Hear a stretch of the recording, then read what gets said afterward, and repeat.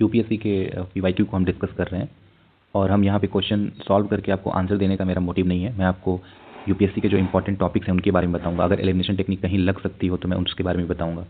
इस तरह से हम क्वेश्चन को सॉल्व करेंगे। उसके बाद से हम ये जानेंगे कि यूपीएससी कौन से ट्रेंड को फॉलो कर रही है। ये सब हम सीखेंगे जो आपको 2026 में बहुत हेल्प करेगा कि आपको कौन कौन से एरियाज़ पे ज़्यादा फोकस करना है।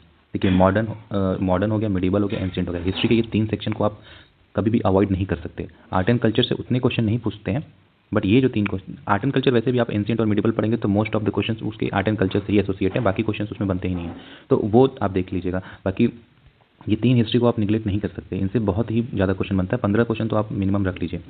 और इनमें ऐसा नहीं है कि बहुत एक्स्ट्राऑर्डिनरी क्वेश्चन बन रहे हैं, इसमें वही क्वेश्चन जो रिपीटेड है, जो पिछले भी नॉन कॉपरेशन पे ये क्वेश्चन पूछा गया। नॉन कॉपरेशन पे अगर आप यूपीएससी की कॉपीज और या आप पीवाईक्यू उठाते हैं, आपको पता चलेगा कि पिछली 10 सालों में कितने क्वेश्चन नॉन कॉपरेशन से बने हैं।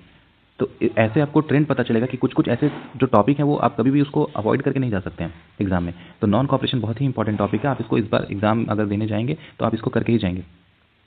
इसमें अब उस नॉन कॉपरेशन से भी सोचिए कितना सिंपल ये क्वेश्चन पूछा है। क्वेश्चन क्या पूछा है कि the Congress declared the attainment of swaraj by all legitimate and peaceful means to be its objective.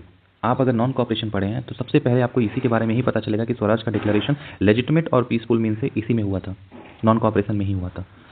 1907 में जब इन लोग का जब सूरत स्प्लिट हुआ था, या उसके पहले अगर हम बात करें जब बंगाल का पार्टीशन हो रहा था, तो उस टाइम पे भी स्वराज का डिक्लेरेशन हुआ था, लेकिन वो उसमें पीसफुल और लेजिटिमेट मीन्स नहीं था, तो ये यहाँ पे डिक्लेयर किया गया था।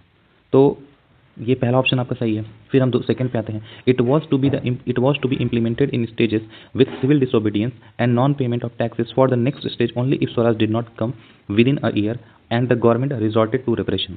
इसमें ये बोला गया कि अगर हम स्वराज, देखिए इसमें हम डिसओबे करेंगे और हम टैक्सेस का पेमेंट नहीं करेंगे, और अगर 1 साल का अल्टीमेटम भी दिया गया कि अगर गवर्नमेंट रिप्रेशन करती है तो हम इनमें 1 साल के अल्टीमेटम में हम अपना स्वराज को डिक्लेयर कर देंगे।